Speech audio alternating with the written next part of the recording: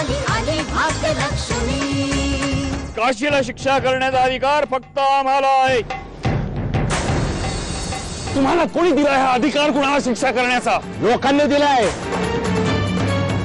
आजूबाजूच्या 40 गावामध्ये 30 लाख लोक राहतात, त्यांनी दिला अधिकार बाप्पाजींना शिक्षा देण्याचा। तोंडाला शेंदूर लावून फिरल्यामुळे आणखी देवत्व येत नाही बाबा कदम। सोडा रे, तुम्ही गावकऱ्यांच्या अशिक्षितपणाचा गैरफायदा घेताय। अशा क्षुद्र लोकांनी आमच्या समोर बोलायची हिम्मत करावी अशी तुमची लायकी नाही। या भाविणीच्या पोरीनं काशीनं श्रद्धा परंपरा तोडून टाकली, धर्म बुडवला, त्या सगळ्यांच्या भावनांचा अपमान केलाय।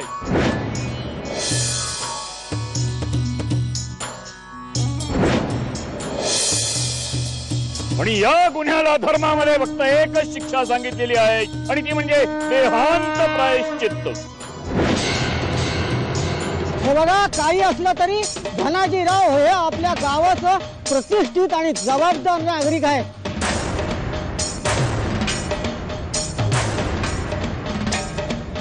आणि ते आपल्या देशाचं नेते बी आहेत,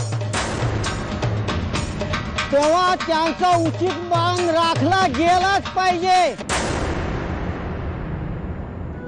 धनाजीराव, हा ढोंगी माणूस लोकांना इमोशनल ब्लॅकमेल करतोय आणि तुम्हाला या प्रकरणात अडकवतोय। तुम्ही योग्य आणि प्रामाणिक असाच निर्णय द्या। धनाजीराव, काशी आणि जयश्रीबाईंची काहीही चूक नाहीये, हीच वेळ आहे, वाचवा त्यांना।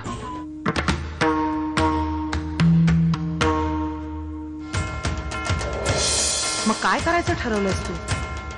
मी शब्द दिलाय, मी काशीला न्याय देईन। त्या 2 माय लेकींची काहीही चूक नाहीये, त्यांना न्याय दे आणि खऱ्या गुन्हेगाराला शिक्षा कर। हो, असं काहीही झालेलं मला चालणार नाही आणि तुम्ही कान उघडे ठेवून नीट ऐका।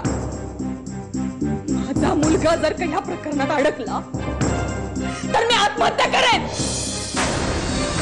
आम्हाला असं वाटतंय की काशीनं गुन्हा केलाय, पण काशीनं गुन्हा केलाय, धनाजीरावांनी निवाडे केलाय, सोडू नका तिला, मारा।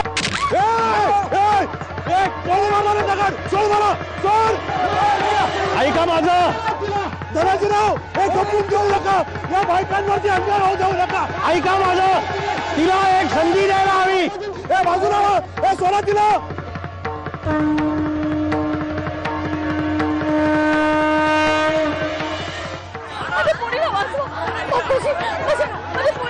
अरे काय करताय काय?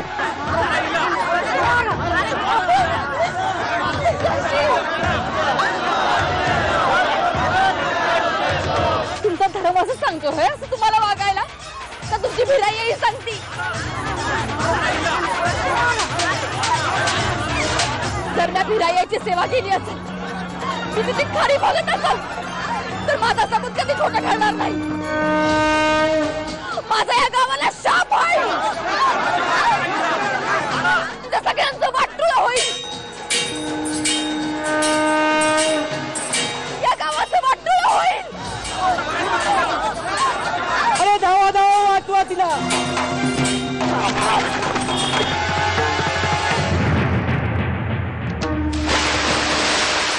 काशी थांब, थांब, काशी, काशी थांब, काशी थांब, वाचवा तिकडे, वाचवा त्या जयश्रीबाईंना।